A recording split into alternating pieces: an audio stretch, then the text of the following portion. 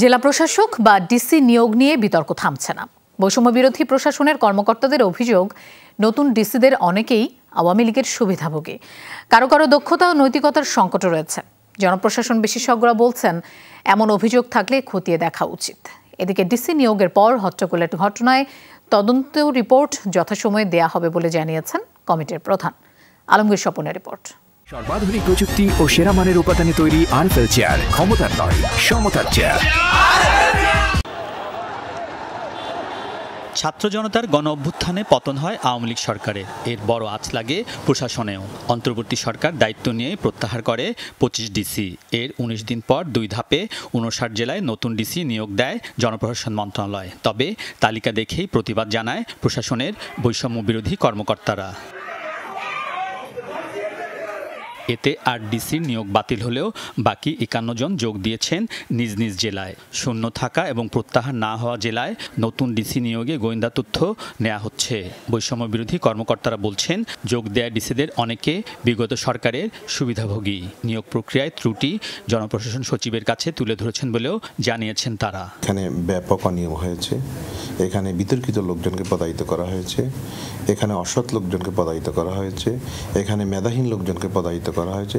সবচেয়ে অবাক করার বিষয়, নিজ জেলায় কোনোদিন জেলা প্রশাসক হিসেবে পদায়িত হয় না, কিন্তু এই দুটি প্রজ্ঞাপনের ভিতরে যে কোনো একজন জেলা প্রশাসককে তাকে নিজ জেলা প্রশাসকে পদায়িত করা হয়েছিল। গণহত্যার বিরুদ্ধে মামলা হচ্ছে, আরেকদিকে গণহত্যার সহযোগীদেরকে গুরুত্বপূর্ণ দায়িত্ব দিয়ে প্রতিষ্ঠিত করা হচ্ছে। ঠিক এরকম একটি সেন্টিমিটার জায়গা থেকে দাঁড়িয়ে আমরা কথাগুলো বলছি। ম্যাক্সিমামই হচ্ছে এই যে আমাদের অর্জিত স্বাধীনতা, এই অর্জিত স্বাধীনতার বিরুদ্ধে যারা অবস্থান নিয়েছিল, স্বৈরাচারের দোসর, তাদের সহযাত্রী ছিলেন তারা বলছেন, এক্ষেত্রে দ্রুত ব্যবস্থা না নিলে গণ অভ্যুত্থানের সুফল মাঠ প্রশাসনে পাওয়া যাবে না। প্রধান উপদেষ্টা মহোদয়ের নেতৃত্বে রাষ্ট্র পুনর্গঠন যে কাজ চলছে, সেই কাজের অংশ হিসেবেই মাঠ প্রশাসনে এই ধরনের পতিত স্বৈরাচারের দোষরদেরকে তারা রাখবেন না, এটা আমরা বিশ্বাস করি। স্বচ্ছ প্রক্রিয়া খুঁজে বের করা, যে অ্যানোমালিসগুলো হচ্ছে, যে অনিয়মগুলো হচ্ছে, সেই অনিয়মগুলো যাতে এখনই এর ভিতরে হাত দিয়ে সেই অনিয়মগুলোকে শুধরানো এবং শুধরে যাতে রাষ্ট্র সুন্দর করে চলে। জনপ্রশাসন বিশেষজ্ঞরা বলছেন, মাঠ প্রশাসনের শৃঙ্খলা ফেরাতে ডিসিদের ভূমিকা প্রধান। তাদের কারো বিরুদ্ধে অভিযোগ থাকলে খতিয়ে দেখা উচিত। অভিযোগ থাকলে দেখা উচিত, নাম্বার 1। আর নাম্বার 2, মনে করেন ও যদি অভিযোগ পাওয়া যায় যে কোনো সময় তুলে ফেলতে পারে, এটা তো কোনো বিষয় না। এর মধ্যে বাতিল হয়েছে, তো কয়েকটা তো বাতিল হয়েছে।